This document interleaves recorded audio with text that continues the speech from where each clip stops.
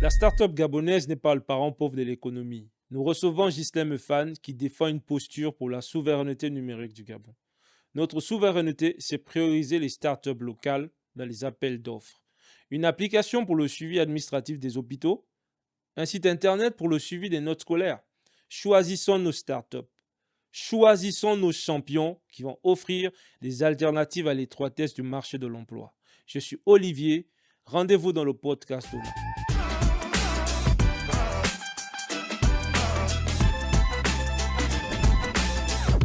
Bonsoir à tous. Nous sommes de retour sur le podcast Dona avec un invité que nous avons déjà reçu.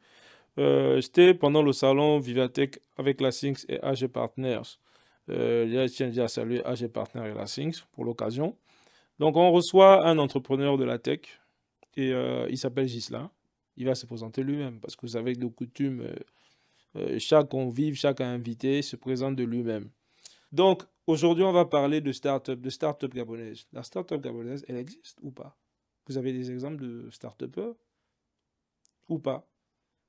Ghislain, bonjour. Comment tu Bonjour, vas? ça va, ça va. Oui, l'introduction était un peu bizarre, Non, mais on est habitué. Bon, toi, on te connaît un peu dans la maison. Et comme on le fait toujours en introduction, tu l'as déjà vécu à la SING.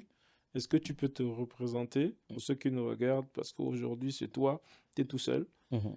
Est-ce que tu peux te présenter à ceux qui nous regardent?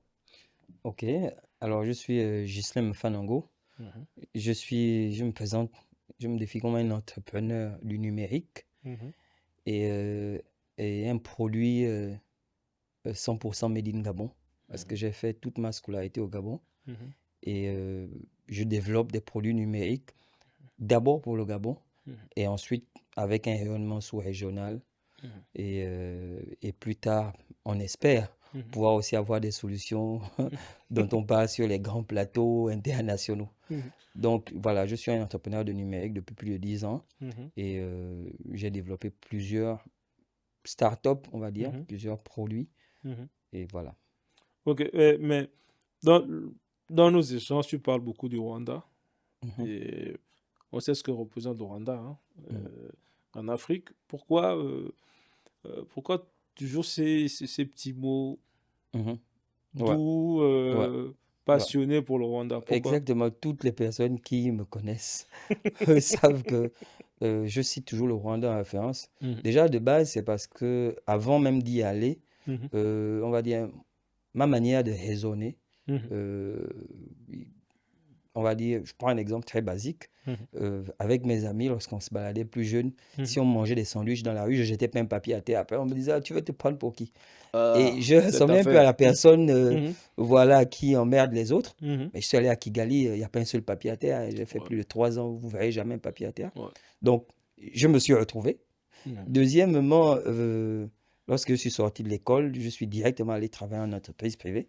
ok. Et ma mère me disait, mais non, fais ton dossier à la fonction publique, faut pas que la limite d'âge arrive. Et j'ai dit à ma mère, je me sens pas, je sens pas l'envie de travailler à la fonction publique. Mhm, Et quand j'ai eu l'opportunité d'aller travailler d'une entreprise mhm, au Rwanda, euh, j'ai découvert un écosystème mhm, entrepreneurial mhm, où il y a, en fait, où j'ai découvert un environnement où mhm, l'entrepreneuriat mhm. passe avant tout. Ok. Même au journal de 20 heures, lorsque vous vous asseyez, Mhm, on ne va pas passer un journal sans parler d'entrepreneuriat, sans parler d'initiative. Donc, c'est là-bas où vraiment a mûri mhm, mon envie mhm, d'être entrepreneur, d'être start-upper. mhm. C'est un peu pour ça que je cite beaucoup le Rwanda en référence. Voilà. Ok, juste, moi, je vais profiter de la perche que tu me tends. Et on était, je pense, il y a un mois sur la Pointe-Denis pour un événement lié à la Journée mondiale de Mhm, l'environnement. Et eux, ils ont de vraies galères là-bas. Lorsque vous allez à la Pointe-Denis, les gars, arrêtez, vous allez avec vos ordures, repartez avec vos ordures sur le continent. ouais. J'espère que le message est passé. Donc, on va revenir sur le Rwanda. Vu que tu as travaillé au Rwanda, tu as travaillé à Kigali, Yes. et puis tu es Gabonais. Mhm, En fait, selon toi, lorsque tu compares les deux écosystèmes, même si j'exagère dans la comparaison, en mhm. fait, quels sont les points à développer pour favoriser l'émergence de l'entrepreneuriat de façon globale et des startups euh, pour que l'entrepreneuriat ou les entrepreneurs gabonais puissent rayonner sur le plan local d'abord, Ouais. et mais après sur le plan sous-régional, CEMAC et autres, avant de s'étendre sur le plan continental. Bon, Est-ce que... on va dire c'est un projet de société. Il y a beaucoup de choses à faire, mais la première chose, c'est de prendre conscience que l'entrepreneur n'est pas le jeune qui a fini ses études, qui n'a pas trouvé le travail. Ah oui, Donc, il a commencé à chercher quelque chose pour se débrouiller. oui. Malheureusement, même à un certain niveau, il y a des gens qui pensent que les entrepreneurs, c'est ça. Il y a des gens qui ont décidé d'entreprendre par choix, et beaucoup, parce que c'est un mode de vie qu'ils aiment bien. Mhm. Et l'entrepreneur, c'est pas forcément quelqu'un qui est toujours en galère. Mhm. Donc, c'est d'abord ce mindset qu'il faut comprendre, qu'en fait, l'entrepreneur est un créateur de richesse. Mhm. L'entrepreneur est un acteur économique et un acteur social, dans le sens où il crée de la valeur et il crée de la cohésion sociale. Parce que lorsqu'on est entrepreneur, on va faire travailler des gens, on va faire nourrir des familles. Mhm. OK? Et si on se rend compte que en mettant en chacun d'entre nous une graine d'entrepreneur, c'est derrière un certain nombre de personnes qu'on peut prendre en charge. Mhm. Parce qu'on sait bien que l'état-providence est fini. Mhm. Donc, c'est d'abord cette compréhension-là, se dire, les entrepreneurs sont une opportunité pour le développement de notre pays, Ouais. pour la cohésion sociale et autres. À partir de ce moment, je pense que dès qu'on a pris conscience de ça, maintenant, le cadre va naître. On va valoriser les entrepreneurs, que ce soit au niveau des émissions télé, que ce soit au niveau des événements. OK? Et à partir de là, si l'écosystème valorise, lorsqu'on vous valorise, on vous fait confiance. Lorsqu'un entrepreneur va en banque, son dossier sera plus facilement traité. Parce que c'est vrai, il y a des contraintes techniques. Lorsqu'on veut, par exemple, prendre un crédit, c'est vrai, il y a des normes techniques, mais il y a aussi le critère de confiance. C'est un critère qui est un peu subjectif. Si les banques se rendent compte que effectivement les entrepreneurs sont valorisés, les banques feront plus naturellement confiance aux entrepreneurs. Donc, il y a beaucoup de choses à faire en termes de cadre juridique. Il y a énormément de choses à faire en termes de cadre juridique, parce que parfois l'entrepreneur, on ne veut pas faire confiance à l'entrepreneur parce qu'on voit trop d'entrepreneurs qui ouvrent aujourd'hui et qui ferment demain. OK? Mais il faut aller chercher les raisons. Parfois, c'est une question de l'environnement économique, avec tous les problèmes qu'il y a derrière, avec des problèmes de libre concurrence. Voilà, donc c'est ce cadre qu'il faut créer, où il y a de la concurrence transparente. Nous, on était surpris d'avoir obtenu un appel d'offres en envoyant nos dossiers par mail, d'aller travailler dans un environnement où personne ne nous connaissait. Et le simple fait qu'on avait un contrat avec une grosse entreprise publique, les banques nous ont déroulé le tapis. Est-ce au Gabon ou au Rwanda? Au Rwanda, Ok. voilà. Nous ont déroulé le tapis rouge. Sans vouloir être mauvaise langue, mais je ne pense pas qu'au Gabon, c'est possible. OK? Parce que l'écosystème là-bas est déjà préparé pour accompagner les entrepreneurs. Donc, c'est un peu ça. En fait, tu me tends la perche. Et, je veux juste, ça c'est une réflexion personnelle, hein.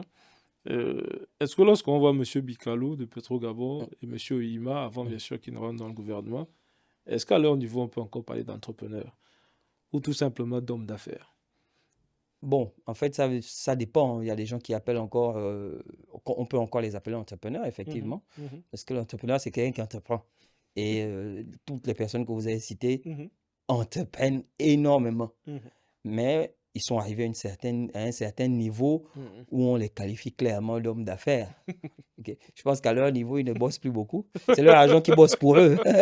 Il paraît qu'on devient un homme d'affaires quand c'est ton argent qui bosse pour toi. Exactement. Et c'est Donc, là, voilà. et c'est là où je voulais en venir. Mais justement, on parle de start-up. Est-ce que selon toi, la start-up gabonaise existe? Et si elle existe, comment elle se porte aujourd'hui? Déjà, ça, c'est un grand sujet, la start-up. Premièrement, sur le cadre juridique, dans le cadre juridique, le terme start-up n'est pas reconnu, n'est pas référencé, n'est pas référencé au Gabon, à la NPI, à la NPI, par exemple. Ensuite, il y a la connotation qu'on donne au mot start-up. Parfois, on donne une connotation qui est purement dans l'écosystème numérique et digital. Ouais. C'est vrai qu'à la base, les startups, c'est plus le numérique, le digital, mais celui qui fait son champ je vais dire, de pommes de terre avec une technique un peu particulière, sans beaucoup de moyens, c'est une startup. Ouais. Il y a beaucoup de définitions de startup, mais la startup à la base, c'est un projet, on va dire, entrepreneurial qui n'a pas besoin d'énormes moyens, mais dont le potentiel est immense. C'est ça la force de la startup. Au départ, on peut commencer petit, c'est pour ça qu'on nous raconte toutes les belles histoires de Google, du garage, de Zuckerberg et tout le reste. La startup n'a pas forcément besoin de beaucoup de moyens pour démarrer, Ouais. mais ensuite, ça peut créer du revenu de manière exponentielle. Et la réalité de 90% des startups, c'est la définition que moi j'aime bien. La startup, c'est une entreprise en faillite permanente. C'est une entreprise en faillite permanente dans le sens où l'équilibre est encore très fin. Maintenant, si on revient dans le contexte gabonais, j'ai un ami entrepreneur, je ne vais pas appeler startup parce qu'il m'a dit, je ne veux plus qu'on m'appelle startupper. Je refuse qu'on me dise startup. Je dis pourquoi? Et il avait bien raison parce qu'au Gabon, lorsqu'on dit startup, une fois de plus, on a l'impression qu'il s'agit de jeunes, parfois des étudiants ou des jeunes qui n'ont pas trouvé un bon boulot et qui ont donc décidé de se reconvertir. Ils ont peut-être été déçus ou bien ils sont au chômage. Donc, lorsqu'on arrive devant certains institutionnels, lorsque vous dites que vous avez une start-up, voilà, on vous voit même presque pitié. Donc, il faudrait qu'on revalorise le terme start-up. C'est un créateur de valeur, mais de façon exponentielle lorsque toutes les étoiles sont alignées. C'est ça la start-up. En fait, tu as sorti tellement de choses que... Et par contre, parler de start-up au Sénégal, Ouais. ils ont créé un cadre légal, un cadre légal pour les start-up. Et si on devait le faire au Gabon, selon toi, sur quel pan des difficultés, on va dire, on devrait plus accentuer. Waouh. Si on doit faire un cadre légal au niveau du Gabon, inspiré bien sûr du modèle rwandais. Voilà. Moi, je pense que la première chose à faire, c'est lever les barrières à l'entrée. C'est-à-dire la problématique de la pression fiscale. Ouais. OK. La problématique de la pression fiscale, c'est déjà une véritable barrière à l'entrée. Dès que vous créez une entreprise ou bien une start-up, dès le lendemain, vous devez de l'argent aux impôts. Moi, j'aime parler de ça tout le temps. Et je crois le premier épisode du podcast d'Ona, j'en parlais. J'ai créé une boîte il y a quelques années, au mois de juin. Et en juillet, je devais déjà payer les cotisations sociales. Ouais. Donc la boîte n'a même pas eu le temps de travailler. Et en gros, un mois plus tard, il fallait déjà payer les cotisations sociales. Ouais. Et j'ai même eu une aventure assez ambiguë, mais bon, je préfère m'arrêter là. Justement, c'est bien que tu parles de ça, Voilà. de la pression fiscale, Voilà. et ça, c'est assez compliqué. Voilà, ça veut dire que lorsque je démarre, je me lance en auto-entrepreneur. Parce que les startups, souvent, au départ, c'est des auto-entrepreneurs. Ouais. Il y a déjà plein d'impôts à payer. Ça, c'est déjà quelque chose qu'il faut voir au niveau du cadre légal. Sachant que c'est faisable. Au Sénégal, on le fait. Je crois au Rwanda aussi, on le Oui, fait. oui. Avec, même si ici, au Gabon aussi, on le fait, il y a une espèce de dérogation De qui donne dérogation pendant les 3 ans. 3 ans. Mais on ne communique pas là-dessus, Ouais, malheureusement. ouais. C'est 3 ans. C'est pas sur tous les impôts. Hein. Il y a quand même des impôts dans la période de 3 ans qu'on doit payer. Ok. Voilà, donc c'est pas Tu vois, totalement souvent, tu te gratuit. souviens quand même des impôts que l'on doit Bon, quand je même pense payer. que les impôts qui sont, on va dire, où il y a une dérogation, je pense qu'il y a que les impôts sur l'impôt de société. C'est pas un pro de la comptabilité, mais il y a tout le reste, il y a un bon nombre d'autres charges qu'on doit assumer. Et parfois, on peut être dans un domaine qui nécessite un agrément ou une licence, quelque chose de spécial. Et parfois, pour l'obtenir, le prix que l'État demande à l'entrepreneur est décourageant. J'aime prendre des exemples concrets. Lorsque j'ai travaillé au Rwanda, j'ai utilisé ce qu'on appelle la technologie USSD. Oui. Voilà. Et pour ça, il fallait avoir un numéro court. Le numéro court au Rwanda, Numéro court, ça coûte. Numéro court au Gabon, ça coûte cher. Hein? le numéro court au Rwanda, c'était à l'époque l'équivalent de 250 000 francs CFA, obtenu en moins d'un mois. Ici, c'est dans les 2 Essayez millions. d'obtenir un numéro court au Hein? Gabon. C'est dans les 2 millions, ça. Vous-même, vous savez, on va même enquêter sur vous. Ouais. Ouais. Et je me souviens qu'à l'époque, il y avait 10 millions à payer d'abord dans certaines, je ne vais pas citer, certaines administrations avant d'obtenir le numéro court. Comment moi, je connais utiliser le développement, je sais faire le développement USSD, mais je vais trouver 10 millions où pour prendre un numéro court. Donc, il y a tout un écosystème d'économie, une économie numérique qui disparaît parce qu'on n'est pas capable de le faire. Et après, on est surpris que ce soit des grands groupes ou bien des groupes avec plus de moyens qui viennent d'ailleurs, qui vont faire ça et les entrepreneurs locaux ne font pas. Donc, il y a un certain nombre de petites choses comme ça, ok? Je pense qu'il faut aussi un dialogue permanent avec nos autorités qui, eux, veulent tout simplifier, mais ils ne savent pas forcément où il y a les problèmes. Donc, il faut vraiment un cadre où il y a un dialogue permanent en disant, ici, on a telle difficulté, ce n'est pas normal qu'un numéro court coûte autant d'argent et que pour l'avoir, la procédure soit aussi longue, alors que chez nos amis ailleurs, on l'obtient en moins d'un mois et ça ne coûte presque rien, même lorsqu'on est étranger, parce qu'au Rwanda, j'étais quand même étranger. Voilà. On peut dire pour les nationaux, on peut faciliter, mais pour les étrangers, donc voilà. Donc, c'est ça, il faut un cadre permanent, lever à chaque fois les barrières à l'entrée. Lorsqu'on découvre une barrière, on lève. Pour une raison simple, on est dans une culture, un environnement, on est des Bantous. Nous, on vivait de la pêche, de la cueillette. Dieu nous a garni des richesses naturelles. On n'est pas des commerçants foncièrement nés. Alors, si on veut développer l'écosystème numérique au Gabon, bah, il faut accepter qu'on a notre contexte culturel où on a besoin très certainement de plus d'accompagnement que des gens qui naissent depuis les 4, 5, 6 ans. Ils sont déjà devant la table du commerce de maman pour vendre 2 tomates. Parce que c'est culturel, il faut l'accepter. Donc, on n'a pas cette culture, donc il faut plus d'accompagnement. On a la chance d'avoir aussi plus de moyens, donc on peut faire plus d'accompagnement. Ok, mais par rapport à ce que tu dis, c'est pour ça que je parlais de la FEC. Je disais, est-ce que la start-up gabonaise a sa place au niveau de la FEC? Sachant en fait que les réalités économiques sont diamétralement opposées. Tu vois, parce que lorsque tu me dis... non, je vais d'abord ton point de vue là-dessus. Est-ce que la start-up gabonaise a sa place au niveau de la FEC? Sachant que, par exemple, on a eu le forum Gabon Economic Forum il n'y a pas longtemps. J'ai envie de dire c'était un forum de riches. C'était pas un forum d'une start-up telle que Studio Perspective. C'était pas la plateforme appropriée pour une entreprise qui fait un chiffre d'affaires de 1 million, 2, 3 millions mensuels. Tu vois un peu? Donc, je dis en fait, est-ce que la start-up gabonaise a sa place au niveau de la FEG ou pas? Non, moi je pense que théoriquement oui. La FEG n'exclut personne. Théoriquement oui. Mais on va dire, on ne peut pas porter sa voix lorsque les enjeux économiques qu'on gère ne sont pas les mêmes. Exactement. Les entreprises qui portent leur voix à la FEG aujourd'hui, ce sont les entreprises qui soutiennent l'économie gabonaise.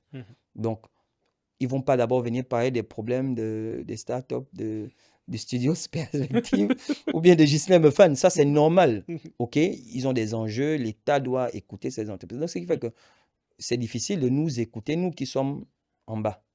Donc, soit peut-être remoduler la manière avec laquelle ça fonctionne en mettant par exemple des départements, départements, micro, entreprises, je ne sais pas, et où chacun pourra porter sa voix. Mais tel que c'est fait aujourd'hui, non, sincèrement, je ne pense pas que les petites entreprises ont leur place. Mais qu'est-ce qui, selon toi, peut changer considérablement la réputation des entrepreneurs auprès de l'opinion nationale? Qu'est-ce qui, selon toi, pourrait le faire? Parce que il y a toute la semaine dernière, les 2 premières semaines du mois de juillet, il y a un buzz. Enfin, il y a une trend qui est apparue sur Facebook où, en fait, suite au message du président qui disait, en fait, les bourses pour les États-Unis et le Canada, vu que ça coûte excessivement cher, les universités coûtent excessivement cher de ce côté-là, seront suspendues. Et donc, on a une espèce de levée de bouclier des étudiants gabonais à l'étranger qui se plaignent, oui. voilà, je suis payé à X montant en Mhm. Europe. Lorsque je rentre au Gabon, je suis payé à 500 000, Mhm. etc., etc. Et justement, et derrière ça, on a des métiers Mhm. comme chauffeur de taxi. Mhm. On a des taxi-cabs qui ont été lancés. Mhm. Et malgré ça, il y a toujours cette frange de la population, mais vraiment Mhm. surtout jeunes, hein, qui se disent je ne peux pas avoir un Master 2 et être chauffeur de taxi. Et je Mhm. disais même d'ailleurs à un jeune en inbox sur Facebook que moi j'ai rencontré des doctorants chauffeurs de taxi Mhm. à Rabat, au Maroc, Mhm. et même des chauffeurs de taxi avec des Master 2 à Istanbul. Mhm. Et que chauffeur de taxi, c'est un vrai métier. Mhm. Mais qu'est-ce qui, selon toi, pourrait changer l'impression que la masse populaire a sur ces métiers-là qui n'estiment pas être des métiers, de vrais métiers? Qu'est-ce qui pourrait changer cela, selon toi? Je sais que c'est assez complexe. Ouais, bon, déjà, à la base, ce qui pourrait changer l'image que les gens ont de l'entrepreneuriat. Mhm. Parce que moi, je me souviens un peu Et tu fais de bien de le dire, hein, parce qu'en vrai, la masse populaire pense qu'un entrepreneur, c'est quelqu'un qui galère. voilà, Il galère, il n'a pas eu de boulot, il n'a pas eu voilà, d'opportunité ouais, d'emploi, il n'a pas pu rentrer à la fonction publique. ouais, Donc voilà, il se lève un matin, il essaie de créer voilà. son Il va entreprise. essayer de créer son entreprise. Mhm, Donc, ce qui pourrait changer ça, déjà, c'est la présentation des modèles, mhm, la valorisation des modèles. mhm, Il y a énormément d'entrepreneurs au Gabon, dans le numérique, dans d'autres domaines, qui font des choses exceptionnelles, mhm. mais vraiment exceptionnelles, Ouais, mais qui ne sont pas suffisamment valorisées. ouais. Je vais encore revenir avec toujours mon Rwanda, mais à la télé, est-ce qu'il y a une émission télé aujourd'hui Mhm. qui vraiment ne fait le focus que sur l'entrepreneuriat? Oui, c'est vraiment pas sur des plateaux Le hautes. podcast d'Ona. Bah oui, il faut donc aller sur, sur les chaînes publiques. Voilà. Non, il faut vraiment ce genre, effectivement, le podcast d'Ona, il faut Mhm, ce genre de plateau mhm, où c'est des entrepreneurs qui parlent.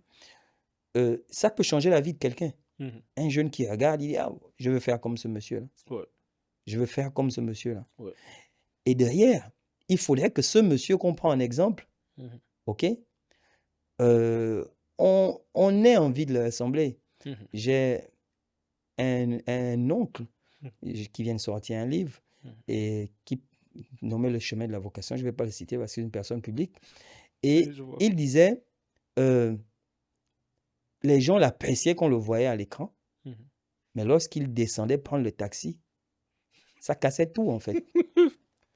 Donc nous, entrepreneurs, il faudrait qu'on puisse avoir des réussites en entrepreneuriat. Mhm, Il faudrait avoir des réussites, des réussites qui durent. mhm, Et c'est à partir de là, il faut d'abord les valoriser, valoriser ceux qui réussissent, mettre en place un écosystème où l'entrepreneuriat réussit et les gens vont respecter l'entrepreneur. Là, je parle d'entrepreneur, on va dire, entre guillemets, bureaucrate. mhm, Maintenant, en ce qui concerne des petits métiers, mhm, mais moi, je connais un de mes frères qui est ingénieur en informatique, qui a ouvert son cyber mhm, au quartier, mhm. qui le gère depuis des années.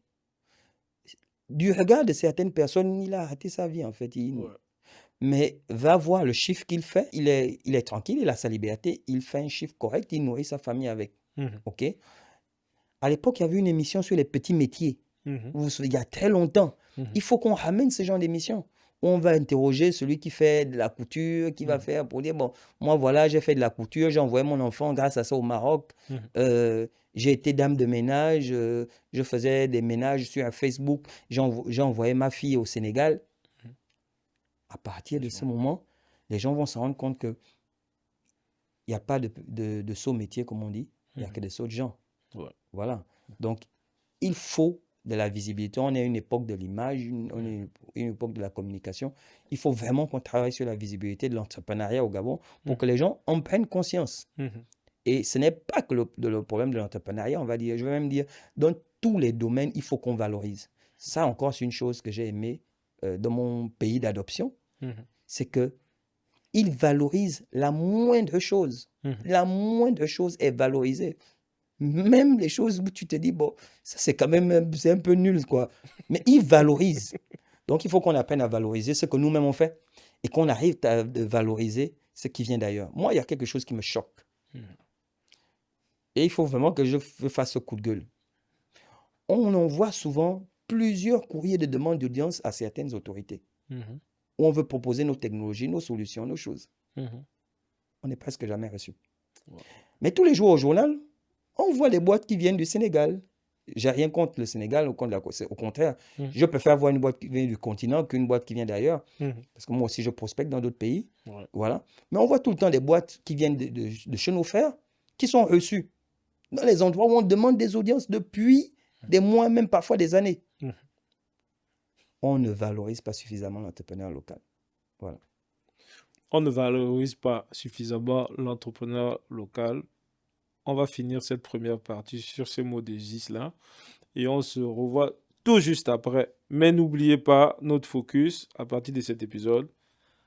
Likez nos vidéos, mettez des commentaires, partagez et faites-nous monter. Et peut-être que Studio Perspective va se faire 100 millions de francs CFA et devenir un modèle de réussite au Gabon. À tout à l'heure. Nous sommes de retour sur le plateau, toujours avec Ghislain, parler de start-up d'entrepreneuriat. Et je vais juste renchérir sur ce que tu as dit avant. Pourquoi toujours aller chercher la technologie ailleurs, sachant que nous avons déjà au niveau local pour le faire. Est-ce que tu peux encore un peu plus argumenter là-dessus? Ok. Il y a énormément de solutions dans tous les domaines, mais moi je vais parler du domaine que je connais, du domaine du numérique, qui sont développés localement par des acteurs locaux, des solutions qui ont même déjà un vécu, qui ont un parcours, mais étrangement, ou après il y a d'autres contextes, peut-être aussi des justifications, mais pour moi je n'arrive pas à trouver. Étrangement, ces solutions-là ne sont pas forcément mises en lumière. Elles ne sont pas forcément mises en lumière, et c'est un vrai problème. Moi, je parle du numérique. Si on continue ce qui est en train de se passer là, parce qu'on est dans l'ère de la digitalisation. Donc, il y aura énormément de digitalisation qui vont se lancer. Mais si on continue à aller prendre ce qui est tout cuit ailleurs, parce que les autres, ils ont démarré il y a 10 ans. Donc, c'est du tout cuit. Ici, ça démarre ils ont démarré il y a 10 ans, ils ont même démarré il y a 20 ans. Nous, on a démarré il y a moins de 10 ans. Si on dit, bon, parce qu'eux, ils sont plus à l'avance, on va prendre là-bas, le Gabon va devenir une colonie numérique. Okay. Le Gabon est en train de se préparer à devenir une colonie numérique. Qu'est-ce que tu entends par ça? Une colonie numérique, c'est un pays qui ne consomme que des solutions qui viennent d'ailleurs. Sachant qu'on a des compétences en local. Sachant qu'on a des compétences en local. C'est un véritable danger. C'est un enjeu de souveraineté. On parle souvent de souveraineté numérique. Je l'ai déjà dit quelque part, la souveraineté numérique ne se limite pas qu'au data center, à la localisation locale de nos données. La souveraineté numérique, c'est avant tout l'utilisation des technologies qu'on maîtrise les acteurs de bout en bout.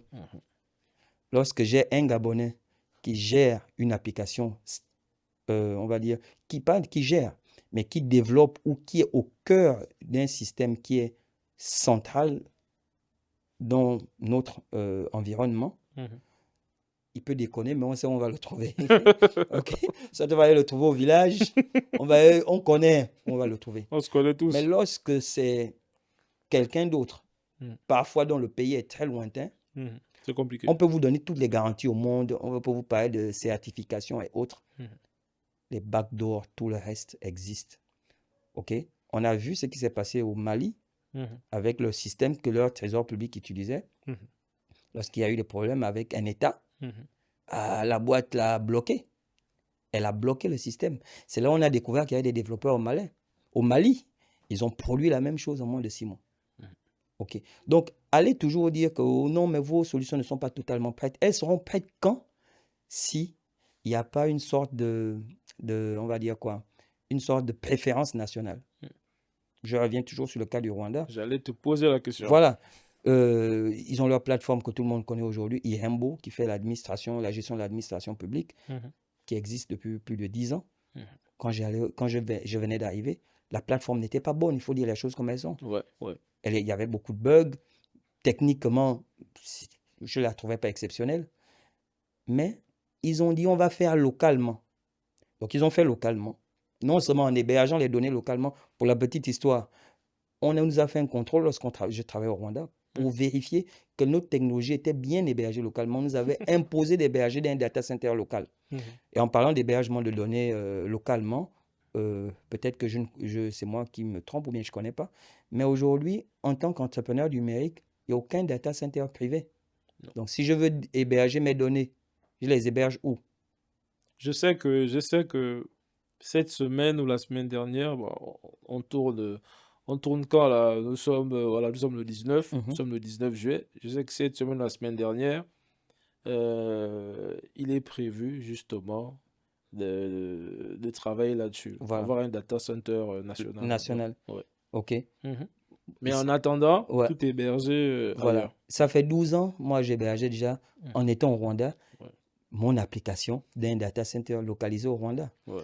Donc, c'est vrai, on reproche beaucoup de choses aux entrepreneurs numériques. Vous n'êtes pas assez au point, vous n'êtes pas.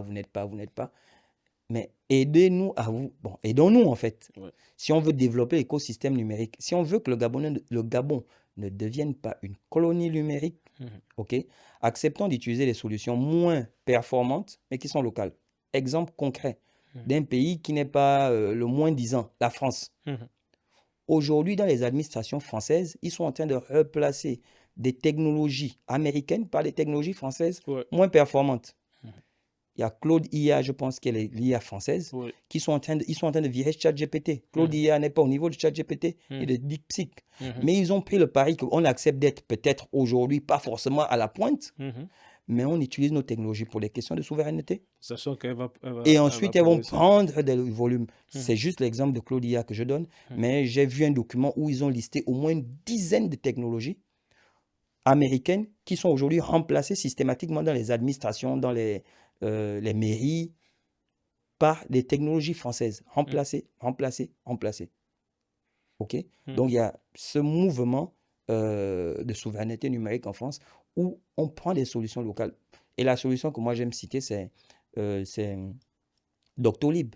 Ok. Doctolib, c'est une start-up, Mhm. mais une start-up au sens pur du terme, comme nous tous. Mhm. C'est-à-dire, il y avait un développeur avec trois, ils étaient 2 ou 3. Mhm. Ils ont commencé à développer Doctolib à la main, sans forcément passer d'abord par les grandes normes, des grands standards internationaux. Aujourd'hui, Doctolib, grâce à l'impulsion du président Macron, Mhm. pendant la période du Covid, est aujourd'hui l'une des plateformes de référence en France. Nous, on a des solutions. Je vais un peu prêcher pour ma chapelle. Je suis le président de l'association des acteurs de la e-santé au Gabon, qui Mhm. regroupe une dizaine de startups qui font dans la e-santé depuis 10 ans. Mhm. OK? On a des solutions locales qui existent, mais ces solutions locales traînent parce que il y a pas Elles encore, sont pas elles ne achetées. sont pas encore accompagnées. Elles ne sont pas encore vraiment Ça veut dire accompagnées. accompagner, ça veut dire qu'elles ne sont pas achetées par les structures sanitaires ou bien le ministère de tutelle ou. Oui, en fait, que ce soit, on n'est pas pris en compte, il faut dire les choses comme elles Ouais. sont. On Mhm. n'est pas pris en compte. Et pourtant, c'est des solutions qui font tourner notre système de santé aujourd'hui. Mhm. C'est vrai, il y a un gros projet national où on va installer une grosse solution, OK? Mhm. Mais nous pensons que même si nous, on n'est pas au niveau de ces solutions, Mhm. aidez-nous à grossir et donnez-nous même une part de marché. Pour moi, avoir un plan B, ça veut dire qu'au cas où Mhm. il y a un souci, on peut récupérer des Mhm. solutions locales qui seront maintenant matures. Mhm. Donc, c'est vraiment ça la difficulté. Moi, je me rappelle qu'il fut un temps, je ne sais pas si c'est toi, je ne me rappelle plus exactement, mais on avait une solution, une application qui permettait d'acheter des médicaments. Mhm. Au moins d'abord de voir la disponibilité des médicaments Oui, en pharmacie, oui, dans le grand oui, Libreville. oui. Et c'était toi? Ils sont dans l'association. Ils sont dans Ouais. l'association. Ok, mais qu'est-ce qui, selon toi, peut expliquer que ce type de projet ne soit pas hyper visible pour la masse? Sachant que c'est une solution qui peut te permettre de ne pas te déplacer. Par exemple, si tu es en Zanrion, je crois qu'en Zanrion, il doit y avoir 4 ou 5 pharmacies. Ouais. Avant de te déplacer, tu peux faire la première pharmacie de garde. Tu y vas, il n'y a pas le médicament Ok, que tu ok. veux. Tu dois prendre un taxi pour te retrouver chez la pharmacie chez les sœurs. Mhm. Pour Ouais. regarder également s'il n'y en a pas, il faut que tu Il quittes faut faire là, le que tour. tu as au Carrefour GP. Mais si avec cette application-là, tu peux faire le tour, savoir que bon, dans toutes les pharmacies d'Enzarion, il n'y a pas ce médicament. Mais pourquoi, selon toi, les pouvoirs publics ne maximise pas ou ne mise pas sur les startups locales ou les solutions locales. Pourquoi? Est-ce que c'est juste une affaire de coût, sachant que la plupart du temps, ça vraiment, moi je ne sais pas, la plupart du temps, on préfère avoir recours à des solutions étrangères, qui sont Bon, le plus souvent plus chères d'ailleurs. voilà. Déjà, moi, je pense que la première chose, ça revient à ce qu'on dit depuis le début. C'est Mhm, d'abord une question de confiance. mhm, C'est d'abord une question de confiance. C'est un peu subjectif. mhm, Lorsqu'on ne te fait pas confiance, voilà. Et pourquoi il n'y a pas de confiance? Parce qu'il n'y a pas suffisamment de visibilité. mhm, OK? mhm, Ça, c'est la première chose. Et la deuxième chose, certaines personnes diront, ce n'est pas à l'État d'être votre commercial. mhm. C'est vrai. OK? Mais l'État est stratège. Ouais. J'ai pris l'exemple de la France tout à l'heure, Mhm, qui est en train d'imposer. Qu'est-ce qui vous dit que le maire je dis n'importe quoi, de Montpellier avait vraiment envie de travailler avec Claude IA? Voilà. mhm, Un moment, travail de souveraineté que le président de la République est en train de faire mhm, au niveau des minéraux en imposant qu'une transformation locale, mhm. ce travail de souveraineté doit s'étendre à tous les domaines Ouais. d'activité. Mhm.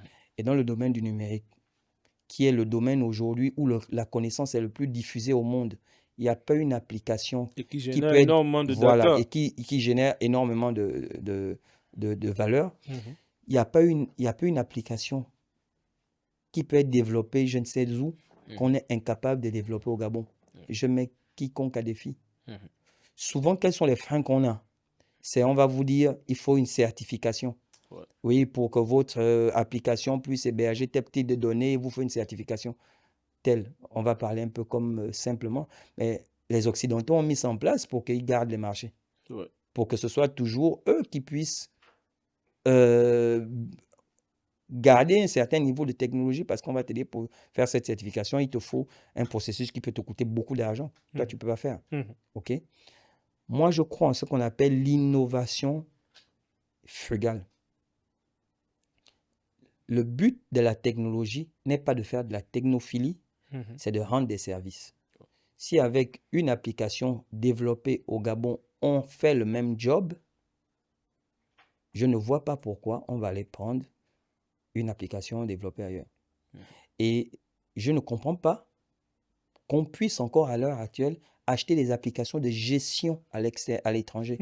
Avec les développeurs qu'on a des applications de gestion. Il y a des technologies de pointe, effectivement, l'intelligence artificielle et autres. Il ne faut Mhm, pas se mentir. mhm. OK? Mais une application de gestion où il faut remplir des formulaires, faire des calculs, appliquer des règles de gestion, on va les acheter ailleurs. Et tiens-toi bien,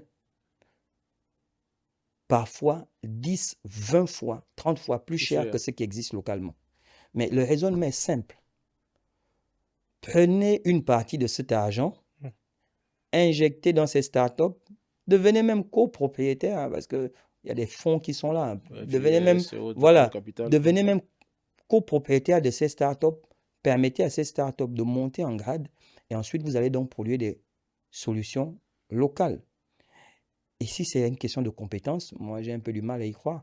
Mhm, Ça fait 3 ans que le Gabon, que je suis le salon de numérique qui se passe à Brazzaville au Congo, Osiane.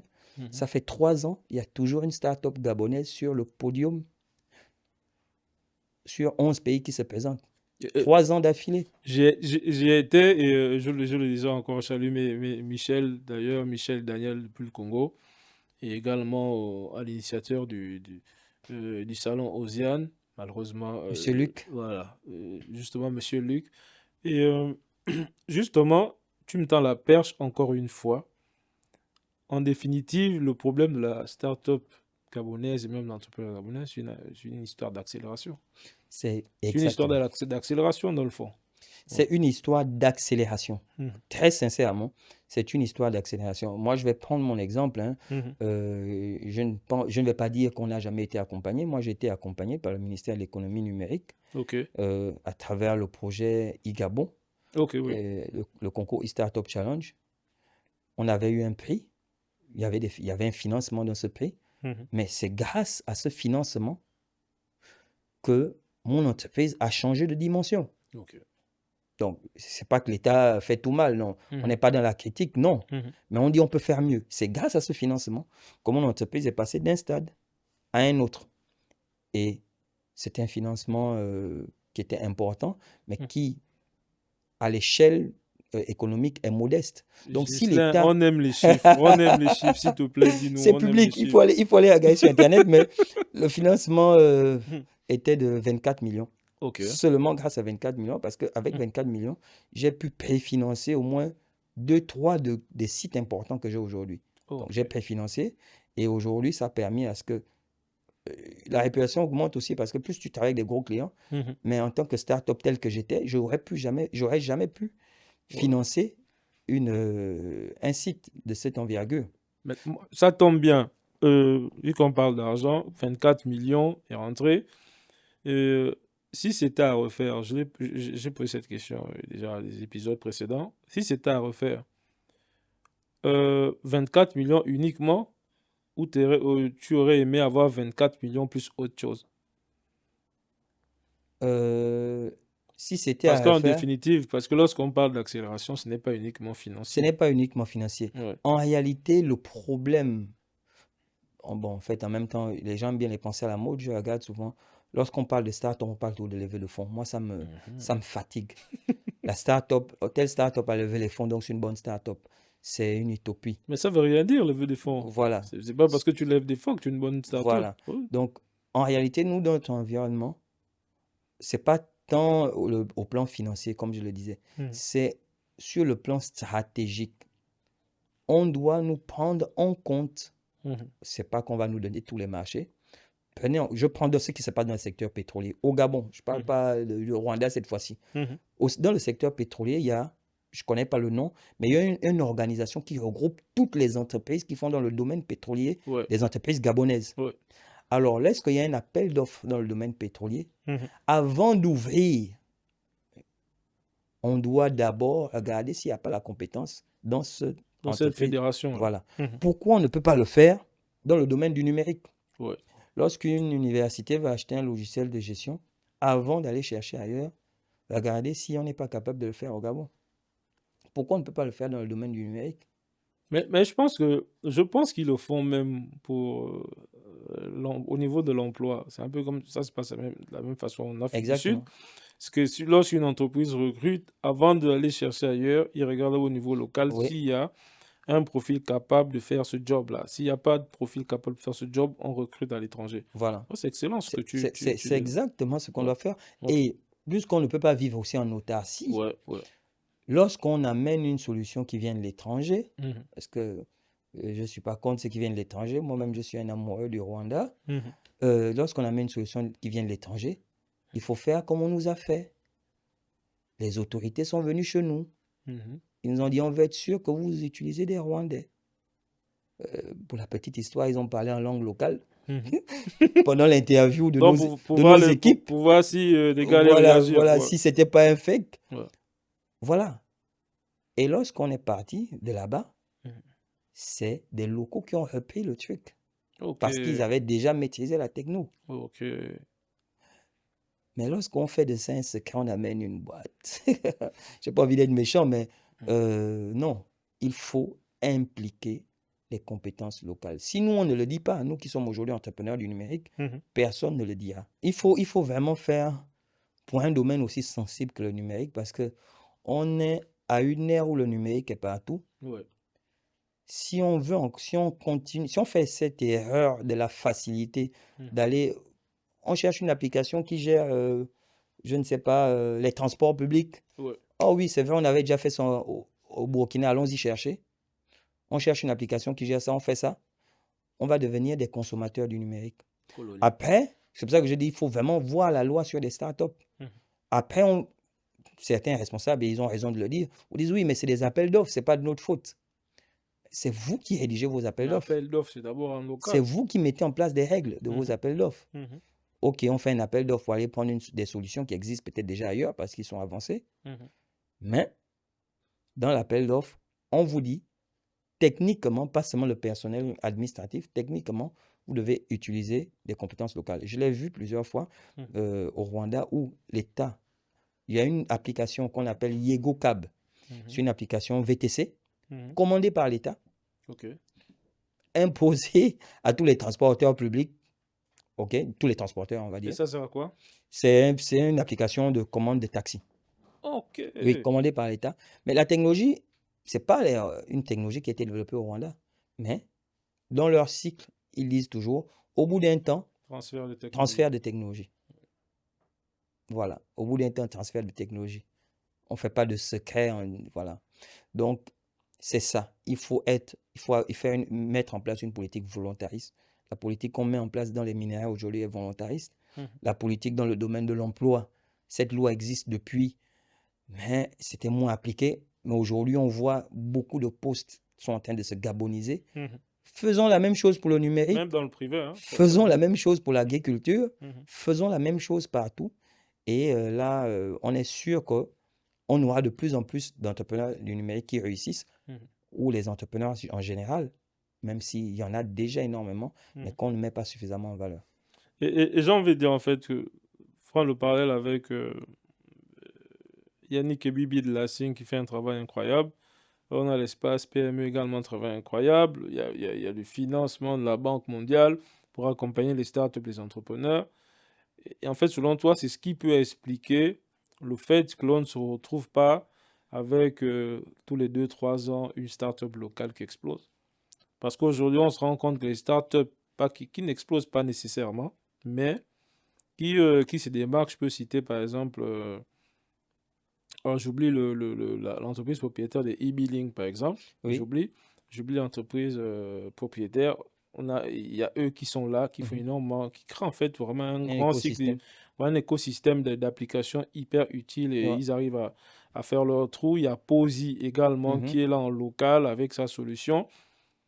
Mais au-delà de ça, ces entreprises ne sont pas incubées. Elles ne sont pas incubées à la SING, elles ne sont pas, Mhm. pas PME. C'est vraiment des privés Mhm. qui se construisent tout seuls. Mais à la SING, il y a un gros investissement. Euh, Selon toi, c'est ce qui pourrait expliquer tout ce que l'on se dit depuis la première partie, c'est ce qui pourrait expliquer euh, la faible participation des startups incubées dans l'économie numérique locale. Bon, déjà, à mon avis, Mhm. euh, Sachant lorsque... qu'on n'a pas eu d'accélérateur, parce Oui, que déjà exactement. Voilà. la SIG, ils n'accélèrent pas, ils Voilà. incubent. Voilà. À mon Mhm. avis, effectivement, il faut qu'on traite chaque startup en fonction de son niveau de développement. Mhm. Il y a les startups qui ont besoin d'incubation Mhm. pour, on va dire, se formaliser, pour Mhm. mettre en place des procédures et autres, Mhm. même pour peut-être pour apprendre simplement la gestion. Mhm. Et la grande majorité, celles qui meurent, ont besoin d'accélération. Ouais. Et l'accélération, croyez-moi, c'est pas que les finances, Mhm. c'est aussi le maintien des marchés. Mhm. Parce que moi, j'ai été victime plusieurs fois, malheureusement, Mhm. où vous faites le job, on utilise votre solution, Mais vous il ne n'y a payez pas. aucun problème, je dis bien aucun problème, ni technique, ni financier, ni rien. Mhm. Du jour au lendemain, conseil de ministre, on nomme un nouveau chef, du jour au lendemain, votre application est devenue le mouton noir. Vous perdez des parts de marché. Mhm. OK? On n'a pas envie d'aller se battre en justice, aller faire les 10 ans, parce que l'entrepreneur doit être focus. Mhm. Et si vous allez entrer dans des procès de contrats violés et autres, Ben, déjà que vous n'avez pas beaucoup de ressources, mais vous n'aurez plus de contrat déjà. voilà, c'est déjà ça, pas, vous allez vous épuiser. Mhm. Mais ça, Et c'est un procès, ça je ne l'ai coûte de pas vécu une l'argent. fois, hein, je ne Mhm. l'ai pas vécu 2 fois, hein. Mhm. C'est notre lot quotidien. Mhm. Moi, j'ai appris à lire les conseils des ministres, hein, parce qu'à chaque fois, je regarde où je travaille. Est-ce qu'il n'y a pas un changement? S'il y a changement, je prie le Seigneur que celui qui arrive. Mais depuis le 30 août, Mhm. franchement, c'est bien plus stable. Il y a Ok. toujours encore des petites réminiscences, mais c'est bien plus stable. Les gens font attention. Ouais. Les gens font vraiment attention parce que moi, j'avais vécu une expérience traumatisante d'une structure de la place, je ne vais pas citer, Mhm. où le nouveau chef qui venait d'arriver, on se connaissait même, Mhm. mais parce que les instructions étaient venues de quelque part, bah, il a enlevé la solution. Mhm. OK? Aujourd'hui, ce n'est plus ça. Merci. On est passé à une autre ère. Mhm. Il y a encore des choses à corriger, mais voilà. Ça aussi, c'est quelque chose de réel. maintenir les marchés. Et parfois, on ne vous enlève pas brutalement, on vous enlève proprement, mais vous comprenez derrière ce qu'on a voulu faire. Au moins, t'as payé. On t'a payé ou pas lorsque l'on t'enlève? Pas Bah, le cas où, oui, non, mais oui, quand bon, tu dis on vous enlève, on t'enlève proprement. Est-ce ouais, qu'il y a eu paiement, décaissement au moins au bon, final? oui, logiquement, on doit te payer, même quand on enlève brutalement. Moi, j'ai le défaut d'avoir une femme juriste Ok. et d'aimer beaucoup le droit. Ah, c'est un beau défaut. Hein? C'est un J'aimais beau beaucoup le défaut. droit. Oui. Mes collègues à l'université m'appelaient informaticien spécialisé en droit. Franchement, j'ai toujours aimé le droit. Mhm. Donc, malheureusement, on ne s'est jamais laissé faire. Mhm. Donc, au final, même si on n'a pas fait beaucoup de bruit, Mhm. on a toujours souvent été dédommagés. Mais ce n'est Mhm. pas ce qu'on veut en tant qu'entrepreneur. Mhm. Ce n'est pas ce qu'on veut Là en que ça tant finisse au qu'entrepreneur. tribunal. Voilà, on ne veut pas ça. Donc, il faut réellement qu'on considère l'entrepreneur. Mhm. Et je pense qu'on est vraiment dans ce processus. Hein. On est Mhm. vraiment dans le processus où l'entrepreneuriat est en train d'être pris en compte. Mhm. Et Et le numérique aussi. Mais on a juste un petit danger. On est en train de devenir des consommateurs. Et moi, je ne peux pas le supporter. Mhm. Pour une raison simple. Je suis dans le numérique depuis plus de 12 ans. Mhm. C'était par passion.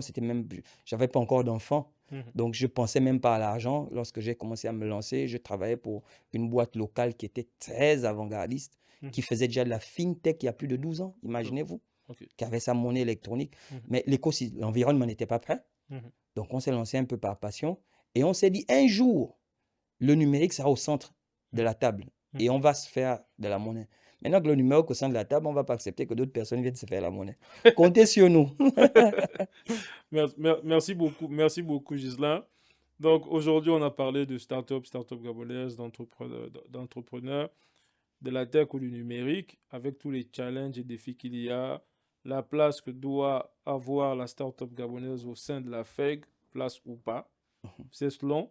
Et je vous dis à la prochaine pour un nouvel épisode du podcast Dona.